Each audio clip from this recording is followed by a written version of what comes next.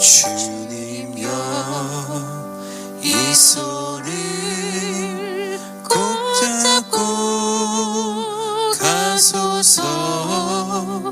약하고 피곤한 이 몸을.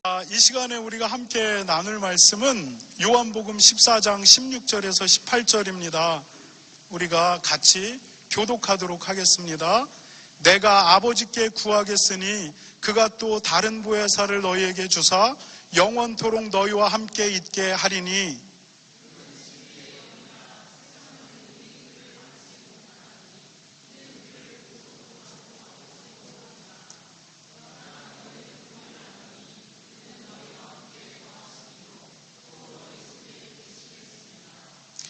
함께 읽겠습니다. 시작. 내가 너희를 고아와 같이 버려두지 아니하고 너희에게 오리라.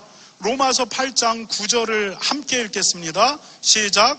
만일 너희 속에 하나님의 영이 거하시면 너희가 육신에 있지 아니하고 영에 있나니 누구든지 그리스도의 영이 없으면 그리스도의 사람이 아니라. 갈라디아서 6장 16절입니다. 시작. 내가 이르노니 너희는 성령을 따라 행하라. 그리하면 육체의 욕심을 이루지 아니하리라. 아멘. 네. 저하고 이렇게 제가 오타를 이렇게 보낼 때가 많아요. 이해해 주시기 바랍니다. 기본신앙, 베이직 페이스, 세 번째 성령과 동행하는 삶, 이거를 오늘 하고 다음 주에 다음번에 다시 하도록 하겠습니다. 여러분, 베드로 사도가 예수님을 안 믿는 사람들에게 이렇게 전파했어요. 우리가 사도행전 2장 38절을 한번 읽어보도록 하겠습니다. 함께 읽겠습니다. 사도행전 2장 38절인데 이것도 안 넣은 것 같아요. 제가 지금 기억에 안 넣었다. 맞다. 네, 제가 읽어드리도록 하겠습니다. 베드로가 이르되 너희가 회개하여 각각 예수 그리스도의 이름으로 침례를 받고 죄사함을 받으라. 그리하면 성령의 선물을 받으리니. 여러분, 회개하고 예수님을 믿으라는 겁니다. 그러면 하나님이 그에게 성령의 선물을 주신다라는 것입니다. 여러분, 회개하고 예수님을 믿는 사람들에게 하나님은 성령의 선물을 주세요. 그런데 여러분, 우리가 지금 읽은 이 본문은 개역 개정인데 옛날 우리가 쓰던 번역본이 있죠. 어렸을 때부터 우리는 그 번역본을 갖고 있다가 커서 개역 찬송, 개역 개정으로 바꿨는데 개역 한글 성경에는 이것을 뭐라고 이야기하냐면 이렇게 이야기하고 있어요. 베드로가 이르되 너희가 회개하여 각각 예수 그리스도의 이름으로 침례를 받고 죄사함을 받으라. 그리하면 성령을 선물로 받으리라. 이렇게 기록되어 있어요. 우리가 지금 읽는 번역본은 성령의 선물이라고 이야기하는데 우리가 어렸을 때부터 읽어오던 성경은 성령을 선물로 받는다. 이렇게 이야기해요. 여러분, 이 말이 비슷한 것 같지만 결국은 의미에 있어서 약간 달라져 버리게 돼요. 뭐냐면 성령을 선물로 받는다. 이건 뭐냐면 성령이 선물인 거예요. 하나님이 회개하고 예수 믿는 사람에게 하나님께서 성령을 주시는데 그게 하나님이 주는 선물이라는 거예요. 하나님이 주는 선물은 성령이다. 성령은 선물, 선물은 성령. 이게 우리가 처음 어렸을 때부터 읽은 성경의 본문이에요. 그런데 개역 개정에서는 성령의 선물. 그러면 선물을 주는데 성령님께 속했던 어떤 것을 주겠다라는 의미가 돼요. 그러면 성령님께 속해 있는 선물 하면 우리는 은사를 떠오르잖아요. 그러면 이 은사가 뭐냐면 방언, 예언, 방언 통역, 성경을 가르치는 능력, 이런 것들이 성령의 은사예요. 고린도전서에 나와 있는. 그러면 주의 회개하고 예수님을 믿어라. 그리하면 성령의 선물, 우리가 초대교회를 바탕으로 하면 방언 주고 방언 통역 주고 예언 주고 그 다음에 성경을 가르치는 능력 주고 뭐 이런 은사를 준다, 이렇게 이해할 수가 있어요. 여러분, 그러면 성령을 선물로 받는 것과 성령의 선물을 받는 것, 이게 뉘앙스와 함께 의미가 굉장히 달라져 버려요. 그러면 여러분, 어렸을 때부터는 성령을 선물이라고 읽었는데 개역개정에선 성령의 선물로 이렇게 다시 번역을 고쳤단 말이에요. 그러면은 이제 이 앞에서 우리는 어떤 번역, 성경은 헬라어로 써여져 있어요. 신약 성경은 헬라어를 번역해서 우리가 한글 성경으로 보고 있는데 이것을 무엇으로 보는 게 더 적당한가에 대한 고민이 우리에게 생기는 거죠. 여러분, 그러나 저는 무엇을 더 지지하냐면 옛날 성경, 회개하고 예수님 믿어라, 그럼 성령을 선물로 하나님이 주신다, 이 번역을 저는 지지합니다. 그러면 목사님, 지금은 번역이 바뀌었는데 왜 그렇게 이야기합니까? 이게 목사가 그냥 얘기하면은 이게 그 사기꾼 되잖아요. 그래서 여러분 들으라고 이렇게 써놓은 거는 아니에요. 분명히 우리 설교를 유튜브에서 보는 분들이 있어요. 이게 저도 모르겠는데 있더라고요. 근데 그분들이 이 은혜와평강교회 장동철 목사님은 지금 개역개정의 번역을 저거하고 개역 한글을 그대로 지지하네, 이렇게 이야기하면 이상하다, 이런 말 나오잖아요. 그러니까 이 어려운 얘기를 할 수밖에 없어요. 왜 성령을 선물로 주는 것이라고 받아들이느냐? 여러분, 그것을 원어 성경 헬라어로 돌아가 보게 되면, 여러분 함께 읽어볼게요. 텐 도레안토 아기오 푸뉴마토스. 네, 여러분 같이 한번 읽어보세요. 대충 따라보면 대충 감이 잡혀요. 텐 도레안토 아기오 푸뉴마토스. 이게 성령의 선물로 번역된 구예요. 구. 단어 여러 개가 붙여진 거죠. 그런데 여기에서 보면 텐 도레안, 텐이 더 그런 뜻이에요. 관사. 텐 도레안, 선물이라는 뜻인데 이게 텐 도레안 목적격으로 쓰였어요. 목적격은 뭐 이런 거잖아요. 을. 그래서 아스, 안. 그래서 헬라어 명사 목적격 변화를 보면은 아스, 안으로 끝나면은 헬라어 여성 명사 목적격이다. 그래서 텐 도레안, 안으로 끝나잖아요. 이게 헬라어 명사 목적격이에요. 그래서 선물을이라고 번역하는 게 맞아요. 그러면은 토 아기오 푸뉴마토스, 이것은 뭐냐? 이것은 소유격이에요. 오온 해가지고 오스가 그 소유격, 그 어미를 이야기해요. 헬라어. 그래서 아기오 푸뉴마토스 하면 소유격. 아기오가 뭐냐면 홀리, 푸뉴마토스, 푸뉴마, 이게 성령이라는 뜻이에요. 그러니까 거룩한 성령의 선물, 이런 의미가 딱 나오게 돼요. 그래서 영어로 하면 The gift of the Holy Spirit, of를 써서 소유격으로 이야기하고, 성경 한글로 얘기하면 성령의 선물, 이렇게 돼요. 그래서 문법적으로는 지금 개역개정이 문자적으로는 맞아요. 그런데 이게 의미적으로 성령을과 성령의는 정말 분명히 다른 의미를 갖고 있기 때문에 이 번역에 있어서 굉장히 조심해야 되는데, 왜냐하면 헬라어에서 소유격의 용법이 다양해요. 소유격의 용법이 여러분 안 들어도 괜찮았어요. 근데 혹시 이거를 시비를 거는 사람들이 있을 수 있으니까 제가 이것을 이야기하는 건데, 헬라어 소유격 용법 중에는 부분 소유가 있어요. 그래서 성원이는 장동철 목사의 딸, 제 딸이 지금은 아니지만 여러 명이 있을 수도 있어요. 그러면 성원이는 딸 중에 한 명, 부분 소유예요. 그러니까 이것은 장동철 목사님의 핸드폰, 내 소유가 여러 개가 있는데 그 중에 하나, 이게 부분 소유 용법이에요.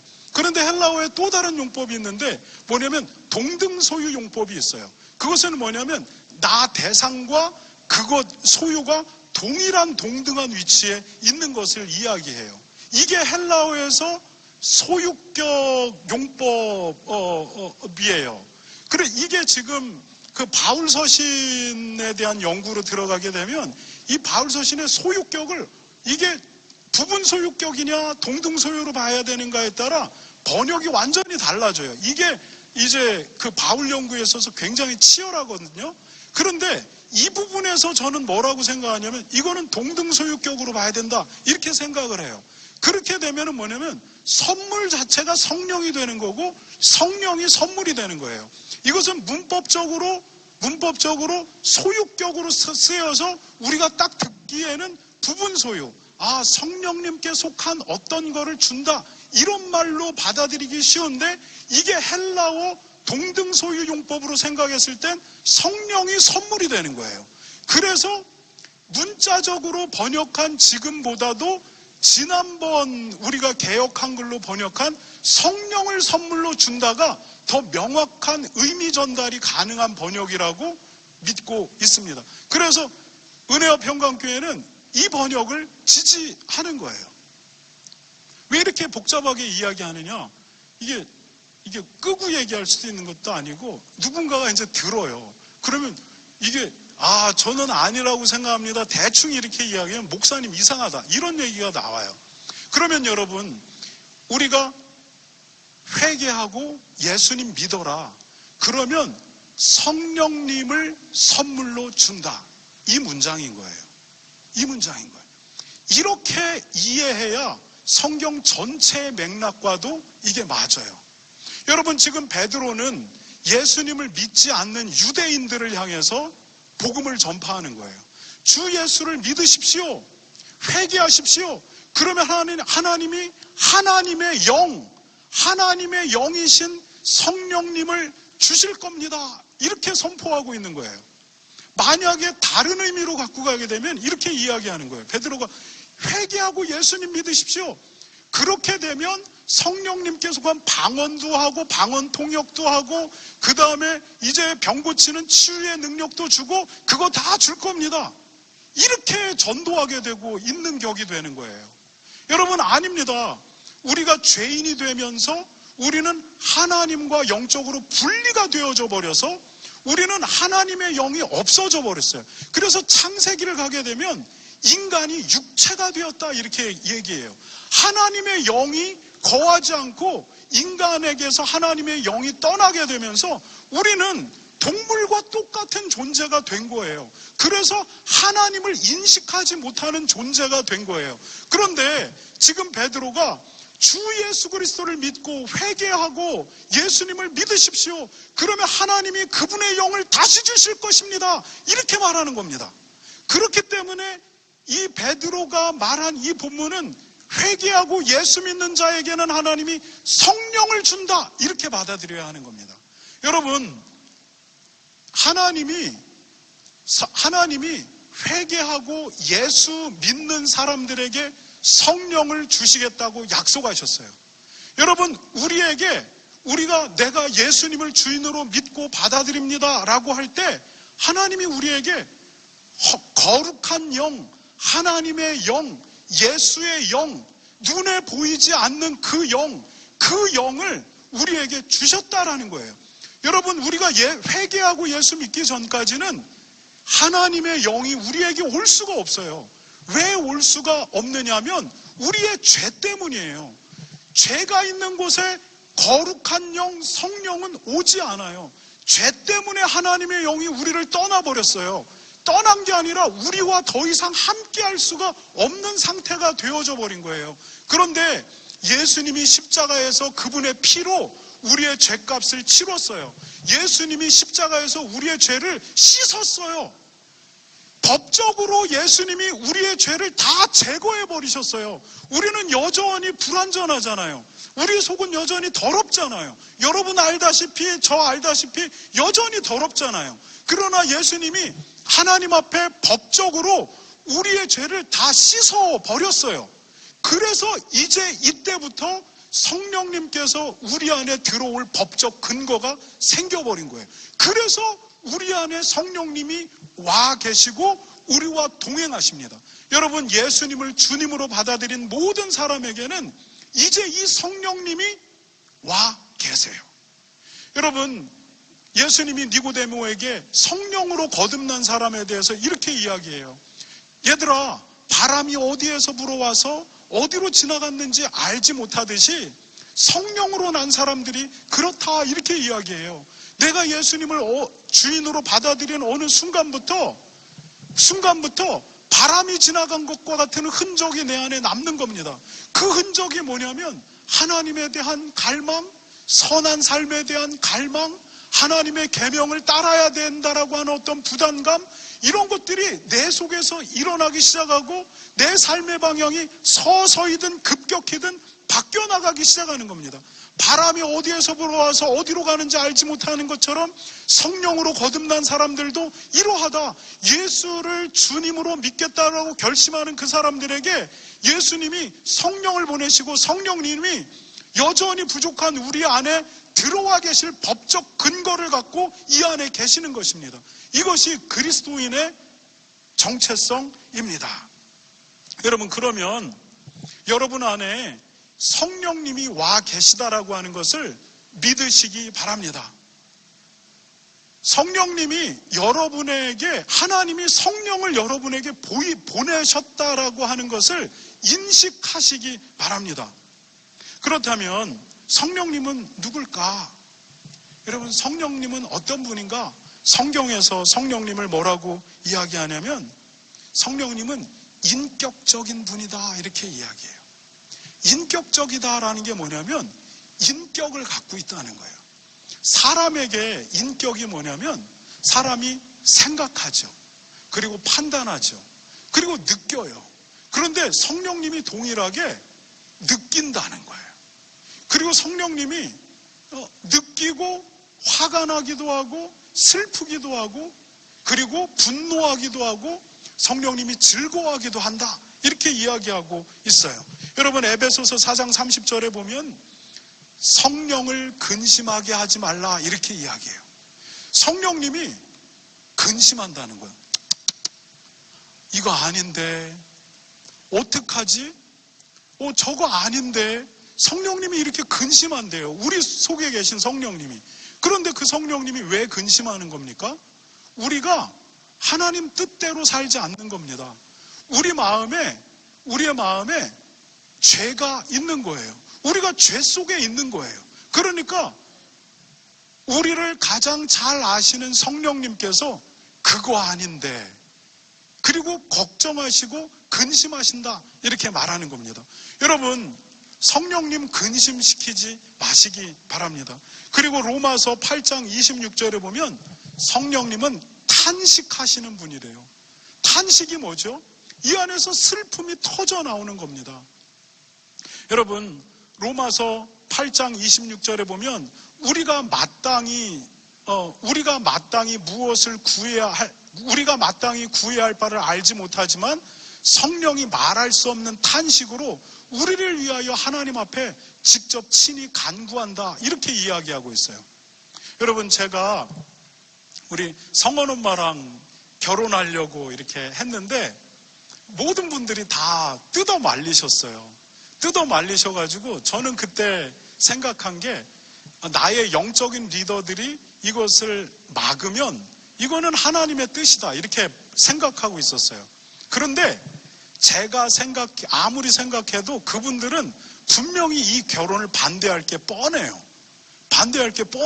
그럼에도 불구하고 저는 그분들에게 묻기로 결심을 했고, 그리고 그분들에게 물었는데 그분들이 노발대발 너희가 이제 우리가 서로 배경이 다르잖아요. 저는 강원도 양구군 해안면 현리 출신이고 저 사람은 강남에서 태어났고 그리고 독일에서 자라고 여기 와서 대학을 졸업한 이게 사람인데, 나는 강원도 양구군 해안면에서 그냥 하다가 결혼 전에는 염소 키우다가 염소도 2마리 키우다가 이렇게 1마리 죽고 뭐 이렇게 하다가 뭐 이렇게 와 있으니까, 여러분, 성장 배경과 가족 배경과 모든 게 다 달라요. 그러니까 어른들이 딱 보기에는 야, 얘네가 만나서 이게 가능하냐? 안 된다, 이렇게 한 거죠. 여러분, 그래서 저는 당연히 그렇게 말씀하실 줄 알았어요. 그러나 하나님이 이 일을 진행하실 거면 하나님이 예스라고 내 생각과 다르게 말하게 하실 것이다 생각하고 가지고 갔어요. 가지고 갔더니만 아니라고 말하는 거죠. 그래서 이것은 하나님의 뜻이다 생각했는데 마음이 너무 아픈 거예요. 이게 감정이, 우리 성원 엄마 지금도 너무 아름다운데 그때는 더 가슴을 뛰게 했어요. 그래가지고 이것을 이렇게 접는 것이 너무나도 힘든 거예요. 힘든 건데, 그런데 제가 이 표현을 자주 쓰는데, 하나님의 뜻 앞에서 저는 마음을 구부리지 않았어요. 이게 하나님 어떻게 보실지 모르겠지만 하나님 앞에서 저는 제 마음을 부러뜨렸어요. 여러분, 생나무를 부러뜨려 보세요. 얼마나 아파요. 그러면서 별별 생각이 다 드는 거예요. 내가 돈이 많았으면 목사님들 저런 얘기 하셨을까? 또는 내가 또 다른 환경에서 자랐으면 저런 얘기 하셨을까? 뭐 억울함도 막 몰려오는데 한 달간 이게 바위 덩어리가 이렇게 누우면 가슴을 이렇게 누르는 것 같아요. 그리고 별별 억울함과 슬픔이 다 올라와요. 그때 아버지도 돌아가신 지 1년밖에 안 됐고, 아픈 누나와 엄마가 있고, 염소 키운다고 했는데 염소 한 마리 죽고, 염소 한 마리는 비실비실 대고 있고. 당연히 그런 사람한테 누가 딸을 주겠어요. 여러분들도 다 이 결혼 맞습니까? 그러면 100% 다 아니라고 손들 거예요. 그래서 저도 하나님 앞에 이게 하나님 뜻이다 굴복하는데 가슴이 아팠죠. 그리고서 3일을 금식해야겠다는 생각이 들어서 3일을 금식하는데 이틀째 날 배가 고프잖아요. 그래서 일어나서 큐티를 해요. 여러분, 말씀 늘 읽으세요. 큐티 하시고 말씀을 쭉 읽는데 로마서 8장 말씀이에요. 8장 말씀을 딱 읽는데 뭐라고 나오냐면 너희가 무엇을 구해야 될지 마땅히 빌 바를 너희가 알지 못하지만 성령이 말할 수 없는 탄식으로 너희를 위하여 친히 간구하고 계시느니라. 이 말씀이 오는데, 여러분, 말씀을 읽다 보면 내 마음에 강력하게 파고 들어오는 말씀이 있잖아요.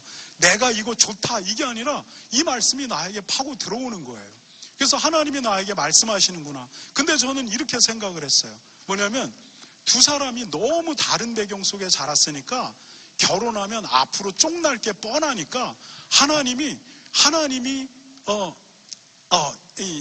이 말씀을 딱 받았을 때는 성령님도 말할 수 없는 탄식으로 나와 함께 가슴 아파하신다 이렇게 받아들였고, 그 다음 절 28절에 보면 하나님을 사랑하는 자 곧 그 뜻대로 부르심을 입은 자들에게는 모든 것이 협력하여 선을 이루느니라. 로마서 8장 28절 말씀이 가슴을 파고 들어오면서 하나님, 내 미래를 하나님은 생각하셔서 이 결혼을 모든 사람들이 다 나서서 반대하게 하셨다. 그러면 이게 내 인생을 향해 좋은 거지. 받아들일 수는 없지만 하나님이 하시는 게 무조건 좋은 거지. 그리고 이렇게 받아들였어요. 그리고 하나님이 모든 사람들을 동원해서 우리 결혼을 막고 있다 생각했고, 나는 받아들일 수 없지만 하나님 앞에 감사를 올려드렸어요. 그리고 성령님이 이런 나의 처지를 너무 가슴 아프게 생각하신다라고 하는 것을 그 큐티를 통해서 이렇게 발견하게 된 거죠. 그리고 얼마 뒤에 우리 대표 목사님, 그 다음에 저를 담당하고 있는 그 지구 담당 목사님이 불렀어요. 결국은 그 두 분이 너네 결혼해, 결혼 안 하면 죽여, 이런 분위기가 형성이 갑자기 됐어요. 그래서 결혼하게 됐어요. 그래서 이게 무슨 일인가, 이게 얘기하면 길어요. 그래서 얘기 사정 중간을 건너뛰고 결국은 하나님이, 그래서 제가 어떻게 결혼하게 됐냐면, 뉘앙스가 결혼 안 하면 죽일 것 같아서 그럼 결혼해 줄게요. 나중에 이런 분위기가 돼버렸어요. 그렇게 결혼을 하게 되었습니다. 여러분, 결혼하면서 살다 보니까 싸우잖아요. 그러면서 우리가 만약에 그때 우리의 뜻대로 우리가 사랑하는데 무슨 상관이야, 그리고 결혼을 하게 됐다면 싸울 때마다, 삶에 어려움이 있을 때마다 무슨 생각이 드냐면 그때 목사님들 말씀 들어야 됐어. 이렇게 생각을 하게 됩니다. 그러나 똑같이 싸우지만 그때마다 하나님은 근데 왜 만나게 하셨냐? 무엇을 목적으로 만나게 하셨냐? 이렇게 생각이 바뀌어버리는 겁니다. 이것이 결혼 생활을 유지하는데 얼마나 강력한지 모릅니다. 여러분, 성령님이 우리가 절망 가운데 있을 때 말할 수 없는 탄식으로 무엇을 위해 기도해야 되는지 모르는 그 속에서 성령님이 우리와 함께 말할 수 없는 탄식으로 하나님 앞에 친히 간구하고 있다라는 사실입니다. 여러분, 어제 제가 아침에 일어났는데 이제 아침에 일어났는데 문자가 이렇게 와 있어요. 볼리비아 팀 35명 이렇게 묶여져 있는데 거기에 목사님 한 분, 성함이 기억이 안 나는데 그 목사님이 문자가 하나가 올라왔어요. 그 문자가 뭐냐? 지금 딸이 출산을 했는데 잘못돼서 중환자실에 들어갔습니다. 의사 선생님이 하는 말이 오늘이 고비라고 합니다. 기도해 주세요. 이렇게 문자가 올라온 거예요. 그래서 침대에서 이렇게 있는데 그냥 요즘에 자꾸 아픈 분들 얘기를 들으니까 가슴이 무거워요. 그래서 모르는 분이지만 이분은 또 왜 아파? 그러면서 기도해야지. 그리고서 그냥 대충 기도하려고 그랬어요. 여러분, 기도가 얼마나 고된 노동인지 여러분은 몰라요. 기도를 안 하기 때문에. 또는 기도를 대충 하니까 기도가 어려운지 몰라요. 그래서 그냥 대충 주님, 이분이 이렇게 기도 제목 올렸으니까 도와주세요. 이렇게 기도하고 말라고 그랬는데 마음 안에 걸리는 거예요. 그래서 침대에서 나왔어요. 그래서 거실로 이른 아침에 나와서 앉았어요. 앉아서 기도를 딱 눈을 감고 하려고 하는데 눈물이 나는 거예요. 그래서 눈물이 이렇게 나는데 그래서 제가 왜 이렇게 눈물이 나지? 내가 알지도 못하는 분인데 왜 이렇게 눈물이 나? 근데 나중엔 이 속에서 끄억끄억 눈물이 나는데 제가 왜 눈물이 나지? 나는 알지도 못하는데 이런 생각을 하면서 요즘에 내가 아픈 분들을 너무 많이 만나가지고 이게 내 마음을 지치게 하는 건가? 아니면 이게 나중에 성원이가 이제 잠이 깨서 나중에 나왔대요. 그래서 아빠가 갑자기 새벽에 막 깍깍 웃는 줄 알았대요. 그래서 아빠가 왜 그러지? 이렇게 보니까 아빠가 끄억끄억 나중에 울고 있더래요. 울고 있는데 그래서 제가 그래서 생각을 왜 이렇게 이성적으로 딱 생각하니까 눈이 딱 말라요. 그래서 내가 너무 이 문제를 감정적으로 기도하고 있구나. 이렇게 하다가 다시 기도를 들으면 눈물이 막 나는 거예요.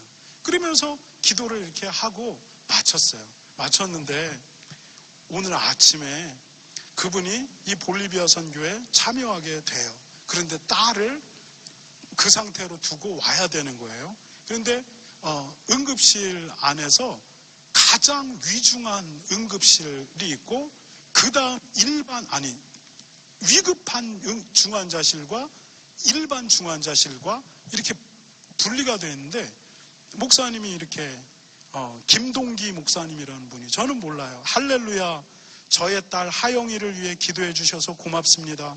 교회에서 출발하기 전 병원에서 연락이 왔습니다. 응급 중환자실에서 일반 중환자실로 옮길 수 있을지도 모르겠다고 합니다. 주님께 영광 돌리며 공항으로 가고 있습니다. 응급 중환자실 그날 밤이 고비라고 이야기했어요. 이제 좋아지고 있다는 거예요. 그래서 일반 중환자실로 가고 있다는 거예요. 그래서 제가 모르는 분인데 카톡에다가 목사님, 하나님이 일으켜 세워주실 거라고, 하나님이 온전케 하실 거라고, 두 사람이 내 이름으로 이 땅에서 합심하여 기도하면 내가 그들을 위하여 그의 기도의 제목을 듣겠다고 얘기했는데 지금 이 카톡에 있는 모든 사람들이 이렇게 기도하기 때문에 하나님이 회복하실 거라고 이렇게 기도하게 돼요. 여러분, 이게 저는 제가 그분을 어떻게 알아요? 저도 성원이는 이렇게 얘기해요. 딸이 출산하다 그렇게 됐으니까 아빠가 딸 생각하니까 그랬대요. 자기 생각하고 자기하고 동질하게 생각하니까 울었다라는 거예요. 근데 저는 성령님이 그렇게 하신 것 같아요. 성령님이 탄식하게 만드시는 거예요. 우리가 무엇을 위해, 이 상황에서, 이 절망적인 상황에서 무엇을 위해서 기도해야 될지 모르지만 성령이 말할 수 없는 탄식으로 너희를 위하여 친히 간구하고 있다, 이렇게 말씀하는 겁니다. 여러분, 우리 안에 계신 성령님은 근심하시기도 하시고 탄식하시기도 하시는 분입니다. 그런데 여러분, 데살로니가전서 15장 19절에서는 성령님이 어떤 분이냐? 소멸되는 분이라고 이야기해요. 여러분, 성령님이 소멸되는 분이래요. 그런데 이 소멸이 뭐냐? 이 소멸이 성령님이 우리를 떠나신다, 없어진다, 그 얘기가 아니에요. 이 소멸은 마치 뭐냐면 활활 타오르는 불이 그 불을 태울 기름이 줄어들 때 점점 작아들고 비틀. 주님은 우리 안에 두신 성령의 불을 절대 꺼트리지 않아요. 상한 갈대를 꺾지 아니하시고 꺼져가는 심지를 끄지 아니하시는 하나님이 우리 안에 두신 성령의 불을 절대 완전히 끄지 않아요. 그러나 우리가 성령을 태울 만한 기름들을 놓쳐가기 시작할 때 이 불은 시들 꺼져서 나중에는 불씨처럼 이게 있는 건지 없는 건지 모르게끔 될 수 있다는 거예요. 이것이 바로 성령은 소멸되시는 분이다 라고 사도 바울이 말하고 있는 것입니다. 여러분, 성령이 언제 소멸됩니까? 저의 개인적인 경험에 의하면 내 안에 교만이 딱 들어오는 순간, 성령이 충만하고 성령으로 가득할 때는 마음에 은혜가 있어요. 이렇게 따뜻하고 그 다음에 뜨겁고 그리고 여유가 있고 그리고 안에 뭔가 모르는 뭉클함들이 있고, 그러나 내 안에 교만이 딱 들어오는 순간 성령의 뜨거움은 싹 사라져버려요. 교만이 들어오는 순간 성령은 소멸됩니다. 언제 또 소멸됩니까? 우리가 죄 가운데 있을 때예요. 그리고 죄를 회개하지 않을 때예요. 그때 성령은 소멸되어져 갑니다. 언제 성령이 소멸되어져 갑니까? 우리가 순종하지 않으면 성령이 소멸되어져 갑니다. 주님이 우리에게 강력하게 순종을 요구하실 때가 있어요. 여러분은 이게 많이 있는지 없는지 모르겠지만 저는 인생에서 그런 중요한 어떤 순간순간에 하나님이 그런 강력한 순종을 요구하실 때가 있어요. 그때 그 순종이 너무 힘들어요. 너무 힘든데 그거를 꺾고 믿음으로 순종을 하게 되면 그 안에 기쁨과 감사가 확 일어나요. 성령이 불처럼 다시 타오르는 겁니다. 여러분, 성령은 소멸하시기도 하는 분인 것을 기억하시기 바라요. 교만하지 마시기 바라고, 그리고 순종을 밀어버리지 마세요. 여러분, 순종을 밀어버리면 어떤 현상이 일어나냐면, 이렇게 뭐라고 표현해야 되냐면 질질 뭔가를 끌고 다니는 것 같은 느낌. 뭔가 시원하지가 않아요. 뭔가 라이트해지지가 않아요. 순종을 딱 해버리고 나면 그때부터 모든 것들이 딱 라이트해지고 그 다음에 기쁨이 있고 뭔가 일단락났다 그러는데, 순종하지 않게 되면 끊임없이 영혼이 짓눌리고, 그리고 뭔가 이렇게 일 보고 뒤처리 안 한 것 같고 뭔가 끊임없이 저거 하고 순종이 없는 거예요. 나를 딱 꺾고 하나님 이렇게 결단하는 순간 그 모든 얽매인 것들이 다 풀어져 버리게 됩니다. 여러분, 순종하지 않고 죄 가운데서 회개하지 않고 교만하게 되면 성령은 소멸되어지는 분입니다. 성령이 우리 안에서 역사하지 못하는 거예요. 능력을 발휘하지 못하는 거예요. 그러니까 우리의 신앙생활이 그냥 희미해져 버리게 되는 것입니다. 여러분, 또 성경은 성령이 충만해지는 분이다 라고 말합니다. 충만해진다. 성령은 소멸해 가기도 하지만 성령은 또 충만해져 가기도 합니다. 여러분, 그런데 성령 충만의 방법들은 아까 얘기했던 것의 반대죠. 뭐냐면 죄 가운데 있지 않고 내가 교만하지 않고 그리고 하나님 앞에 순종하는 것, 이게 성령의 충만함입니다. 그런데 이 세 가지가 다 있는 것 같은데도 내가 성령의 충만함이 없다 그러면 비어있는 한 가지가 있는데 그것은 뭐냐면 기도예요. 기도. 성경은 끊임없이 성령 충만과 기도를 쌍둥이처럼 이야기해요. 여러분, 누가복음에서 사복음서 안에 누가복음이 성령과 기도에 대해서 굉장히 강조해요. 계속해서 성령과 기도에 관한 얘기를 하는데 누가복음 기록을 딱 마친 누가가 그 다음 기록한 성경이 사도행전이에요. 여러분, 사도행전으로 들어오게 되면 똑같이 기도와 성령 충만을 쌍둥이로 끊임없이 이야기하고 있어요. 뭐냐면 성도의 삶에서 기도가 없어지면 성령 충만은 일어나지 않습니다. 성령이 우리 안에서 강력하게 일하지 않게 되면 우리의 삶의 믿음의 증거와 능력들은 나타나지 않게 되는 겁니다. 그렇게 되면 성령이 소멸되어져 가고, 성령이 소멸되어져 가면 나중에 이런 상태가 돼요. 내가 예수 믿는 사람이 맞아? 아니야. 나 예수님 주인이라고 말하는데 예수님의 영이 내 안에 있어? 없어? 이런 상태까지 가버리게 됩니다. 이것이 뭐냐면 기도가 없기 때문이에요. 여러분, 기도해야 합니다. 여러분, 그런데 기도는 정말 노동이에요. 여러분, 대충 하는 기도는 뭐 대충 할 수 있어요. 그러나 진짜 기도는요, 정말 얼마나 힘든지 몰라요. 그런데 이것은 평소에 습관되지 않은 사람은 절대 이 기도가 가능해지지 않습니다. 여러분, 평소에 5분 기도하고 10분 기도하고 이 기도를 쭉 만들어가고 쌓아나가면서 빌드해 나가지 않으면 1시간 기도 뭐 이거 가능하지 않아요. 뭐 5분 기도도 안 한 분들 얼마나 이게 힘든지 몰라요. 기도는 노동이고 이 노동은 계속 하게 하다 보면 인내백이게 돼 있어요. 여러분, 학교 다니면서 노동을 하나도 안 하다가 시골에 내려가서 이제 밭에서 일하려고 하면 첫날 얼마나 힘든지 몰라요. 그러나 일하러 안 나가면 아버지한테 욕먹으니까 아침에 욕먹으면서 나가게 되면 이제 몸에 기운이 붙어가지고 그 일을 할 수가 있게 돼요. 여러분, 기도가 똑같아요. 노동이에요. 노동이라 계속해야 인내백여서 이것이 되게 되고, 계속 하던 사람도 안 하게 되면 근육에 힘이 풀려서 그 다음 노동하면 힘든 것처럼 안 하던 사람이 다시 노동을 하려면 굉장히 또 힘들어요. 여러분, 아버지는 아들에게 야 이놈의 새끼야, 아버지 일을 가는데 네가 아침부터 자빠져 자냐, 이렇게 해서 끌고 욕해서 때리고 해서 밭에 데리고 가면 몸에 근육에 인이 백이잖아요. 근데 성도가 여러분에게 야 이놈의 새끼야 하는 순간 교회 이제 망해먹는 거예요. 그러니까 기도가 안 돼요. 기도가 안 돼요. 할아버지는 작대기라도 들고 와서 이 게으른 놈아 일어나서 지금 그 골배로 나가야 된다고 내쫓아내요. 그러니까 근육이 생겨서 그 노동에 익숙해지는데 성도들은 그럴 수가 없잖아요. 그럴 수가 없어요. 그러니까 점점 교회 안에서 기도가 사라져 가는 겁니다. 기도가 사라져 가니까 신앙의 능력은 나타나지 않는 겁니다. 신앙의 능력이 나타나지 않으니까 내가 예수 믿는 사람인지 아닌지 헷갈려지게 되는 겁니다.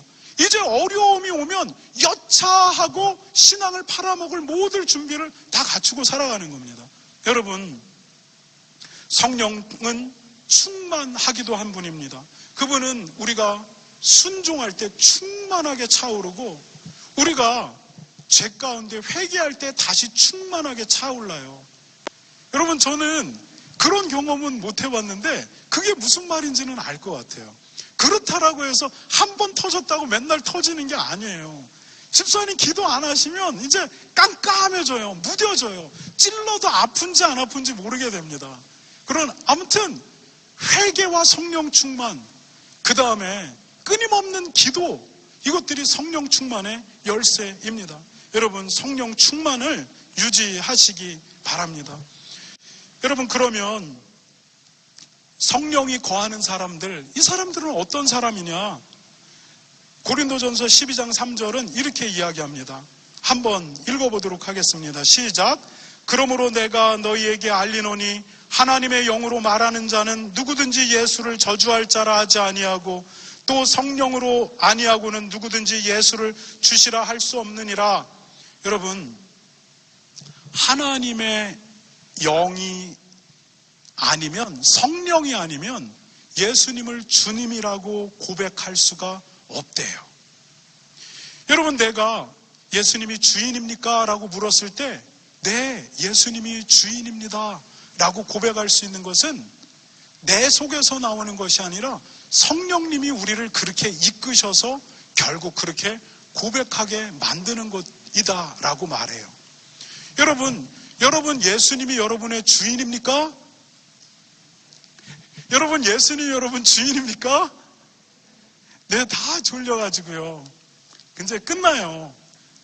다른 부분도 준비했는데 그건 갔다 와서 하려고 마음을 먹었어요. 요 앞에서 이거 다 하면 이제 다 쓰러진다 생각해서. 여러분, 예수님이 주인입니까? 그러면 성령님이 여러분을 그렇게 만드는 거래요. 그런데 제가 다른 차원으로 얘기를 해볼게요. 여러분의 학교에서, 여러분의 직장에서, 여러분의 일상생활에서 누군가가 여러분에게 예수님이 당신 주인입니까?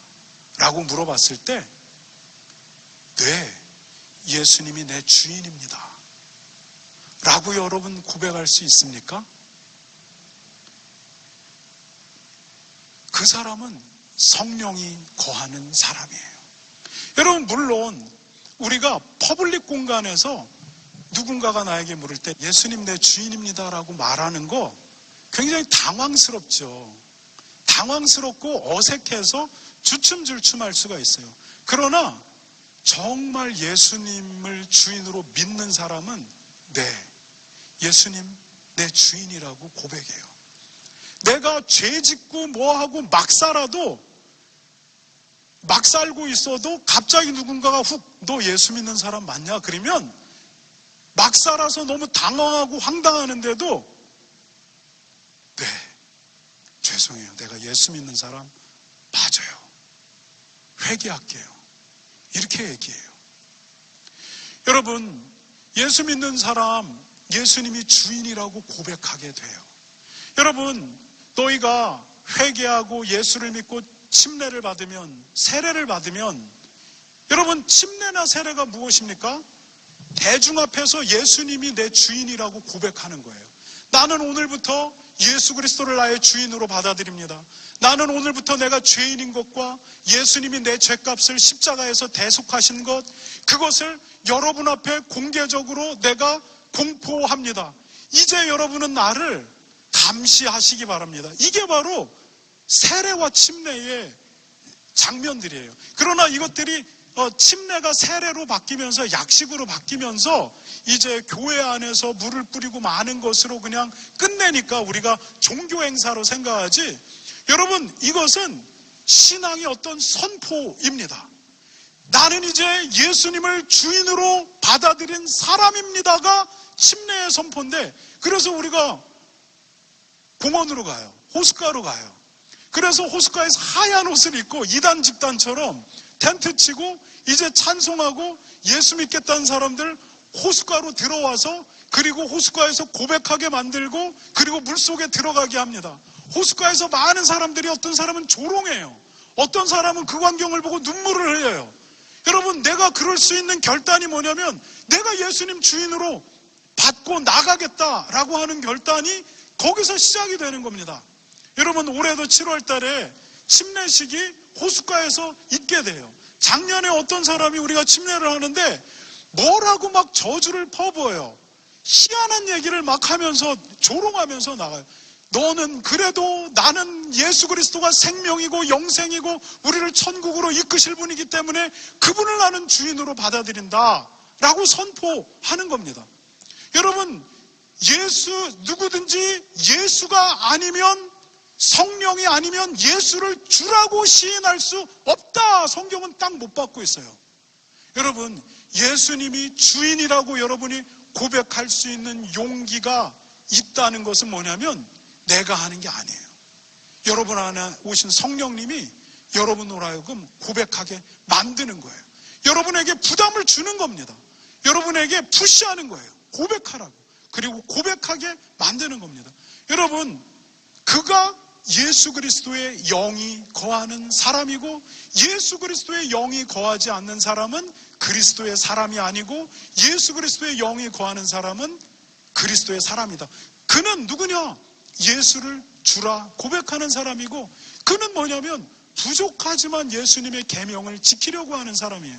예수님이 새 계명을 너희에게 주노니 너희는 서로 사랑하라. 너희가 서로 사랑함으로써 너희가 내 제자인들 사람들이 알리라, 이렇게 얘기해요. 예수님의 새 계명은 뭐냐면 사랑, 용서예요. 여러분, 미운 사람이 목사에게 왜 없겠어요? 그러나 예수님이 내 주인이니까 이제 용서에 들어가는 겁니다. 감정적으로 용서가 안 되죠. 그러나 이 안에서 무릎 꿇고 하나님 앞에 축복하고 용서를 주님께 의지해서 용서를 구해 나가는 겁니다. 그러면 희한한 일이 발생해요. 이 안에서 사랑하는 마음들이 스물스물 일어나기 시작합니다. 여러분, 단번에 일어나지는 않습니다. 끊임없는 치열함과 자기를 내려놓음 속에서 하나님의 도우심을 구할 때 그 일이 일어난다라고 하는 거예요. 여러분, 새 계명을 너희에게 준다. 이 계명을 지키는으로 말미암아 사람들이 너희가 내 제자인 것을 안다. 성경은 이렇게 이야기하는 겁니다. 예수의 영이 그 안에 거하는 사람, 그는 예수를 주인이라고 말하고, 예수의 영이 그 안에 거하는 사람은 예수의 계명을 지키는데 그것이 사랑과 용서입니다. 부족하지만 그러려고 나아가는 것입니다. 이 사람들이 성령이 거하시는 예수 그리스도의 사람들, 그리스도인이라고 말하는 것입니다. 여러분, 은혜와 평강교회 모든 성도들은 이 성령님이 여러분에게 오셨다라는 것을 기억하고 사시기 바랍니다. 고린도 교회 성도들이 그런데 이것을 깜빡 잃어버렸어요. 그래서 사도 바울이 뭐라고 이야기하냐면 고린도전서 2장에서 너희가 너희의 몸이 하나님의 성전인 것과 너희 안에 성령이 거하는 것을 너희가 알지 못하느냐, 이렇게 얘기합니다. 성령이 거하는데 너희가 그거 인식하지 못하고 사느냐, 이렇게 얘기합니다. 왜 이렇게 얘기하는 겁니까? 고린도 교회 성도들이 그리스도인이 아닌 것처럼 막 삽니다. 성적인 범죄도 그 안에 있고, 교회 안에 분열이 있고, 다툼이 있고, 시기가 있고, 막 전쟁터처럼 막 터져나가는 겁니다. 그러니까 사도 바울이 너희 안에 성령이 없는 것처럼 왜 행동하느냐, 이렇게 이야기하는 겁니다. 성령을 인식하라는 겁니다. 이 말에는 무엇이 있냐면 성령을 무시하지 말라라는 겁니다. 성령을 무시하면 하나님이 우리의 삶을 다스리십니다. 하나님이 우리의 삶을 건드리십니다.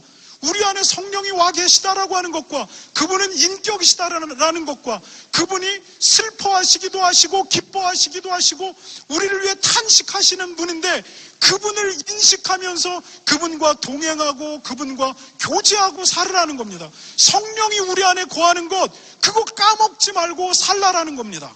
여러분, 은혜와 평강교회 모든 성도들이 이 성령을 인식하며 사는 여러분이 되시기를 바랍니다. 기도하도록 하겠습니다.